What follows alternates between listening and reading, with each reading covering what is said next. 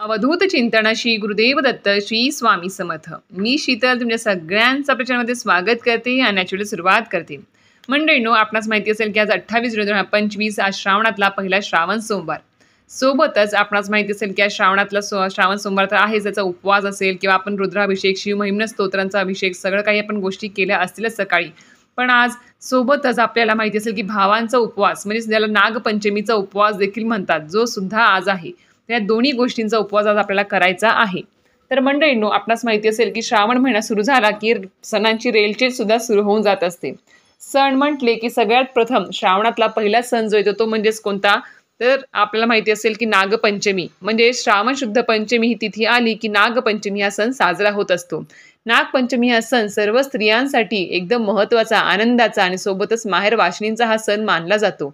तर मंडळींनो, आजच्या व्हिडिओमध्ये आपण पाहणार आहोत की आपल्याला उद्या श्रावणातील पहिला जो सण आहे नागपंचमी, या दिवशी घरच्या घरी श्री स्वामी समर्थ केंद्राप्रमाणे आपण नागपंचमीची पूजा मांडणी साध्या सोप्या पद्धतीने कशा प्रकारे करू शकतो, सोबतच नागपंचमीचा उपवास करण्याचे महत्त्व काय आहे आणि आपण उद्या पूजेमध्ये ज्या काही कृती करणार आहोत त्या प्रत्येक कृतीमागचं महत्त्व आणि फलप्राप्ती आपल्याला काय होऊ शकते याबद्दल जाणून घेणार आहोत। आणि सगळ्यात महत्त्वाचं, उद्या नागपंचमी दिवशी आपल्याला कुठल्या गोष्टी कटाक्षाने आपल्याला टाळायच्या आहेत, करायच्या बिलकुल नाही आहेत। कारण की चुकून जरी त्या गोष्टी आपल्या हातून झाल्या तर नक्कीच आपण म्हणतात ना, पुण्य प्राप्त होण्यापेक्षा पापाचेच भागीदार होऊ शकतो। तर अशा प्रकारे आजचा व्हिडिओ पूर्ण बघा, स्किप न करता बघा, जेणेकरून तुम्हाला संपूर्ण माहिती व्यवस्थित कळेल। चला तर व्हिडिओला सुरुवात करूया। तर मंडळींनो, श्रावण मास म्हणजे सणांचा मास, असे या मासाचे एक वेगळे वैशिष्ट्य आहे। श्रावणातील पहिला सण नागपंचमीचा असतो। या दिवशी स्त्रिया उपवास करतात, नवीन वस्त्रे, अलंकार परिधान करून नागदेवतेची पूजा करतात आणि त्यांना दुधाचा नैवेद्य दाखवतात। या दिवशी आपणास माहिती असेल की काही गोष्टी या कटाक्षाने टाळायच्या देखील असतात। तर मंडळींनो, आता सुरुवातीला आपण पाहूयात की नागपंचमी तिथी। तर उद्या मंगळवार आहे, उद्या 29 जुलै तारीख आहे। उद्या नागपंचमी हा म्हणजेच काय, श्रावण शुद्ध पंचमी या दिवशी साजरा होणारा हा दिवस। तर यामागे थोडाफार आपण जो काही इतिहास आहे तो पण थोडाफार पाहूया, कारण की कुठलाही सण किंवा कुठलीही गोष्ट करण्याच्या अगोदर त्याबद्दल थोडी माहिती का असेल आपल्याला असायला पाहिजेच। तर मंडळींनो, सर्पयज्ञ करणाऱ्या जनमेजय राजाला आस्तिक नावाच्या ऋषीने प्रसन्न करून घेतले। जनमेजयाने वर मागा असे म्हटल्यावर सर्पयज्ञ थांबवण्याचा वर त्यांनी मागून घेतला। जनमेजयाने सर्पयज्ञ थांबवला तो दिवस पंचमीचा होता। शेषनाग त्याच्या फण्यावर पृथ्वी धारण करतो, तो पाताळात राहतो, त्याला सहस्त्र फणे आहेत, प्रत्येक फण्यावर एक हिरा आहे। त्याची उत्पत्ती श्री विष्णूंच्या तमोगुणापासून झाली आहे असे म्हटले जाते। श्री विष्णू प्रत्येक कल्पाच्या अंती महासागरात शेषासनावर शयन करतो। त्रेतायुगात श्री विष्णूने रामाचा अवतार घेतला, तेव्हा शेषाने लक्ष्मणाचा अवतार घेतला। द्वापार आणि कली या युगाच्या संधी काळात कृष्णाचा अवतार झाला, त्यावेळी शेष बलराम झाला। श्रीकृष्णाने यमुनेच्या डोहातील कालिया नागाचे मर्दन केले, तो दिवस श्रावण शुद्ध पंचमीचाच होता। अशा यामागचं किती सारं महत्त्व आहे बघा, कारण की नागपंचमी हा साधा सुद्धा सण नसून खूप विशिष्ट आणि फळप्राप्ती देणारा आहे। कारण 5 युगांपूर्वी सत्तेश्वरी नावाची एक कनिष्ठ देवी होती। सत्तेश्वर हा तिचा भाऊ होता। सत्तेश्वराचा मृत्यू नागपंचमीच्या आदल्या दिवशी झाला। सत्तेश्वरीला तिचा भाऊ नागरूपात दिसला, तेव्हा तिने त्या नागरूपाला आपला भाऊ मानला। त्यावेळी नागदेवतेने वचन दिले की जी बहीण माझी भाऊ म्हणून पूजा करेल तिचे रक्षण मी करीन। त्यामुळे त्या दिवशी नागाची पूजा करून प्रत्येक स्त्री नागपंचमी ही साजरी करत असते। आता आपण पाहूया मंडळींनो की आता उद्या आपल्याला श्री स्वामी समर्थ केंद्राप्रमाणे आपल्या नागपंचमीची पूजा मांडणी घरच्या घरी कशी करायची आहे। एकदम साधी सोपी पद्धत आहे बघा। आता तुम्ही बाहेरून ज्यावेळेस जे काही साहित्य आणताल त्याच्यामध्ये तुम्हाला माहिती आहे की उद्या आपल्याला जे काही साहित्य त्याच्यामध्ये दुर्वा लागणार आहे, नंतर तुम्हाला बेलपत्र लागणार आहेत, पांढरी फुलं लागणार आहेत, सोबतच तुम्हाला जी काही आपल्याला पत्री असते ती पत्रीसुद्धा लागणार आहेत। तर या सर्व गोष्टी तर आहे, सोबतच लहाया बत्ताशेचा पण असतात नैवेद्य, तो सुद्धा पाहिजे आहे। त्यात लहाया बत्ताशेच्या पुड्यामध्ये बघा जीविता आणि जीव यांची ना एक प्रतिमा दिलेली असते, तर ती प्रतिमा आपल्याला त्या पूजेमध्ये मांडायची आहे। तर आता ही पूजा कुठे मांडायची, तर आपलं देवघर जिथे आहे त्या देवघराच्या समोर पाटावर तुम्ही ही पूजा मांडणी करू शकता, किंवा तुम्ही जो काही आपल्याला जे काही चित्र भेटतं बघा जरा जीवतीचं, ते तुम्ही भिंतीला सुद्धा चिटकवून ठेवू शकता पूर्ण श्रावण महिनाभर। तर ते तुम्ही तिथे लावायचं आहे, समोर पाठ मांडायचा आहे आणि त्या पाठावरती तुम्हाला बरोबर तुम्ही पाटावरती करा किंवा एखादं पांढरं वस्त्र किंवा लाल वस्त्र अंथरून तुम्ही तांदळाने म्हणजेच अक्षताने तुम्हाला 9 नाग काढायचे आहेत। किंवा तुम्ही अष्टगंध वाटीमध्ये कालवून पाटावर सुद्धा 9 नाग काढू शकता. आता हे 9 नाग म्हणजे काय आणि 9 नागच का काढायचे आहेत? ती प्रतिमा समोर चिटकवायची जरा जीवतीची समोर पाटावर. परत सांगते आहे, 9 तांदळाने किंवा तुम्ही अष्टगंध पाण्यामध्ये कालवून 9 नाग तुम्हाला काढायचे आहेत. आता तुम्हाला सांगते की का काढायचे आहेत. तर नागातील श्रेष्ठ जो अनंत तोच मी, अशी गीतेत श्रीकृष्ण आपली विभूती सांगतो. म्हणजेच अनंतम वासुकीम शेषम पद्मनाभम च कंबलम शंखपालम धृतराष्ट्रम तक्षकम कालियम तथा. याचा अर्थ असा आहे की अनंत, वासुकी, शेष, पद्मनाभ, कंबल, शंखपालम, धृतराष्ट्र, तक्षक आणि कालिया अशा 9 जातींच्या नागांची आराधना करतात या पूजेमध्ये. म्हणून तुम्हाला सांगितलं की 9 नाग उद्या आपल्याला त्या पाटावरती काढायचे आहे. त्यामुळे सर्पभय उरत नाही आणि विषबाधा होत नाही, हे यामागचं कारण आहे. तर तुम्ही उद्या सांगितल्याप्रमाणे ते 9 नाग काढायचे आहेत आणि ते काढल्यानंतर धूपदीप लावून घ्यायचं आहे आणि त्या प्रत्येक नागावरती तुम्हाला अष्टगंध, हळद, कुंकू सर्व काही अक्षता वाहून पूजा करायची आहे. प्रत्येक नागावरती तुम्हाला बेलपत्र असेल, पांढरी फुलं असेल, पत्री असेल, सोबतच तुम्हाला दुर्वांचे एक दुर्वा त्याच्यावरती तुम्हाला वाहायच्या आहेत आणि प्रत्येक नागाचं नाव घ्यायचं आहे.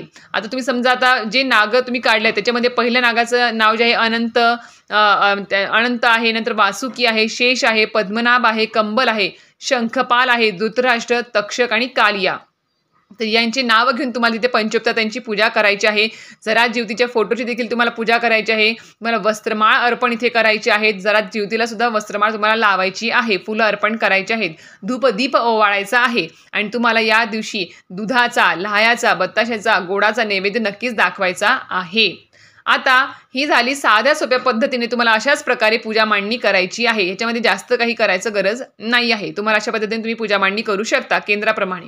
आता नागपंचमीच्या दिवशी उपवास करण्याचं महत्त्व काय आहे ते बघूया. सत्तेश्वराचा मृत्यू नागपंचमीच्या आदल्या दिवशी झाला.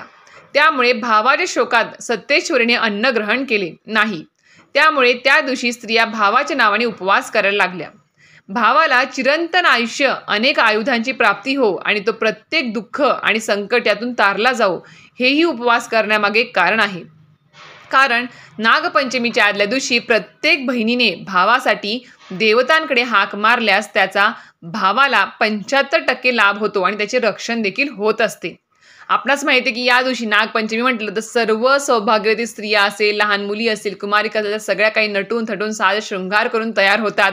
हातावरती मेहंदी लावतात, सगळ्या काही झोका खेळतात, भरपूर गोष्टी करतात. शहरात या काही गोष्टी दिसत नाही, पण गावाकडे तर खूप छान खेळतात. दिवसभर झोका खेळत असतात. हातावर मेहंदी, बांगड्या, नवीन वस्त्र अलंकार परिधान, सौभाग्य अलंकार परिधान केलेले असतात. गोडाधोडाचा नैवेद्य करतात, सगळ्या काही गोष्टी करत असतात. पण आता यामागचं तुम्हाला कारण माहिती आहे का? तर ते तुम्हाला सांगते. नवीन वस्त्रे आणि अलंकार घालण्याचं कारण हे आहे की सत्तेश्वरीचा भावासाठीचा शोक पाहून नागदेव प्रसन्न झाला. त्याने तिचा शोक दूर करण्यासाठी आणि तिला आनंदी करण्यासाठी नवीन वस्त्रे परिधान करण्यासाठी दिली. तसेच निरनिराळे अलंकार देऊन तिला सजवले आणि त्यातून सत्तेश्वरी समाधानी झाली. त्यामुळे नागपंचमीच्या दिवशी स्त्रिया नवीन वस्त्र आणि अलंकार परिधान करतात. दुसरं सांगते तुम्हाला मेहंदी लावण्याचं महत्त्व काय आहे. खूप जणी मेहंदी लावतात या दिवशी. तर नागराज सत्तेश्वराच्या रूपात सत्तेश्वरीच्या पुढ्यात उभा राहिला. तो निघून जाईल असे वाटून तिने त्याच्याकडून म्हणजे नागराजांकडून तसे हातावर वचन घेतले. ते वचन देताना सत्तेश्वरीच्या हातावर वचनचिन्ह निर्माण झाले. त्या वचनाचे प्रतीक म्हणून नागपंचमीच्या आदल्या दिवशी प्रत्येक स्त्री स्वतःच्या हातावर मेहंदी काढते. हे यामागचं कारण आहे. आता नागपंचमी आपण साजरी करताना ज्या काही आपण कृती करतो, आध्यात्मिक ज्या काही कृती करतो, त्याचा लाभ आपल्याला काय काय होत असतो, फलप्राप्ती काय होत असते, हे आता आपण पाहूया. तर मंडळींनो, सर्वप्रथम आहे आपण याच्यामध्ये बघा, नागपंचमी दिवशी आपण नवीन वस्त्र आणि अलंकार प्रदान केल्याने आनंद आणि चैतन्य यांच्या लहरी आकर्षित होतात. तसेच झोका खेळल्याने शास्त्रभाव आणि भक्तिभाव वाढून त्यातून सात्विकतेच्या लहरी मिळतात. उपवास केल्याने शक्ती वाढते आणि उपवासाचे फळ मिळते. जी स्त्री नागाच्या आकृत्यांचे म्हणजेच उद्या आपण तुम्हाला सांगितल्याप्रमाणे तुम्ही तांदळाने किंवा त्यांना अष्टगंधाने 9 नाग काढायचे आहे, त्यांची पूजन करायचे आहे. तर जी स्त्री नागाच्या आकृत्यांचे भावपूर्ण पूजन करते तिला शक्तित्व प्राप्त होते. सोबतच या विधीमध्ये स्त्रियांनी नागांचे भाऊ म्हणून पूजन केल्यामुळे त्यांच्या भावाचे आयुष्य वाढते. नागपंचमीच्या दिवशी नागाची पूजा करणे म्हणजे नागदेवतेस प्रसन्न करून घेणे होय. नागपंचमीच्या दिवशी नागाची पूजा करणे म्हणजे सगुण रूपातील शिवाची पूजा केल्याप्रमाणे आहे. त्यामुळे त्या दिवशी वातावरणात आलेल्या शिवलहरी आकृष्ट होऊन त्या जीवाला 364 दिवस उपयुक्त ठरत असतात. आता नागपंचमीची आपण पूजा मांडणी जाणून घेतली, नैवेद्य जाणून घेतला, महत्त्व जाणून घेतलं, उपवासाचं देखील महत्त्व जाणून घेतलं. पण आता या दिवशी पूजा झाल्यावर आपल्याला प्रत्येक स्त्रियांनी आपल्या भावासाठी किंवा तिथे त्या पूजेमध्ये कुठली प्रार्थना करायची आहे ती आपण जाणून घेऊया. तर नागपंचमीच्या दिवशी जी बहीण भावाच्या उन्नतीसाठी ईश्वराला कळकळून आणि भावपूर्ण प्रार्थना करते, त्या बहिणीची हाक ईश्वराच्या चरणी पोहोचत असते.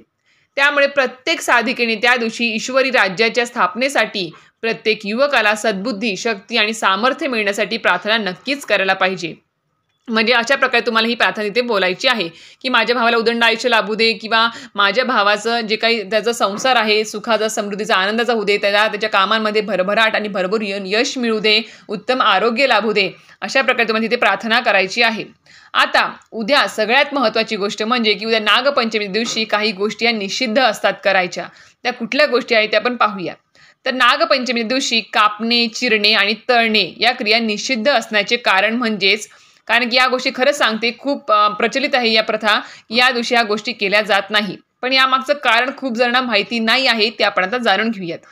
तर कापणे, चिरणे आणि तळणे या प्रक्रियातून रजतमाशी संबंधित इच्छा लहरी म्हणजेच देवताजन्य इच्छा लहरींच्या कार्याला अवरोध करणाऱ्या लहरी वायुमंडलात उत्सर्जित होण्याचे प्रमाण जास्त असल्याने या दिवशी नागदेवताजन्य लहरींना कार्य करण्यात अडथळा प्राप्त होऊ शकतो. या कारणास्तव नागपंचमीच्या दिवशी अशा प्रकारच्या कृती केल्याने पाप लागू शकते. म्हणून नागपंचमीच्या दिवशी कापणे, चिरणे, तळणे तसेच भूमी उकरणे, नांगरणे या कृती सुद्धा निषिद्ध मानल्या गेलेल्या आहेत. तर उद्या आपल्याला काय खाता येईल किंवा स्वयंपाकामध्ये काय बनवता येईल तर ते तुम्हाला सांगते. तर या दिवशी आपल्या कुलाचाराप्रमाणे नागदेवतेची पूजा आणि नैवेद्य आपण करतोच. सोबतच या दिवशी तुम्हाला सांगितल्याप्रमाणे चिरत नाही, दळत नाही, कांडत सुद्धा नाही किंवा तवा चुलीवर ठेवत नाही. आणि या दिवशी आपल्याला काय खाऊ शकतो आपण, तर उकडीचे पदार्थ खाऊ शकतो, मोदक, खीर, काणवले खातात. आणि या दिवशी अजून एक गोष्ट म्हणजे कोणाचीही हिंसा करू नये. या दिवशी चुकूनही साप कुठे काही दिसला, समजा तुम्हाला लहान, छोटा, मोठा, तर त्याला सुद्धा हिंसा करू नये. कुठल्याही प्राण्याला हिंसा करू नये कधी सुद्धा. नागाच्या प्रतिमेला दूध लावायचं नैवेद्य या दिवशी आपण दाखवतो. सोबतच पृथ्वीवर फक्त एकच दिवस नागाची पूजा होत असते, तो म्हणजेच नागपंचमीचा दिवस. कारण इतर वेळी त्याची प्रतिमा, मूर्ती घरात पूजत नाही. कारण पृथ्वी शेष नागाने डोक्यावर धारण केली आहे, म्हणून पृथ्वीच्या डोक्यावर नागाला बसवू नये अशी धारणा आहे. तर तुम्हाला आजच्या व्हिडिओमध्ये संपूर्ण माहिती कळाली असेल. मी एकंदरीत सगळ्या गोष्टी या व्हिडिओमध्ये क्लिअर केलेल्या आहेतच. तर नक्कीच अशा प्रकारेच तुम्ही आणि याबद्दलच आपल्या येणाऱ्या पिढीला सुद्धा माहिती सांगा आणि आपल्या घरामध्ये सुद्धा साध्या सोप्या पद्धतीने तुम्ही अशा 9 नागांची आणि जरा जीवतीची पूजा अर्चा करायला आणि नैवेद्य दाखवायला आणि प्रार्थना करायला विसरू नका. तर अशा प्रकारे तुम्हाला आजचा व्हिडिओ माहिती आवडली असेल तर नक्कीच व्हिडिओ लाईक, शेअर आणि सबस्क्राईब करायला विसरू नका. श्री स्वामी समर्थ.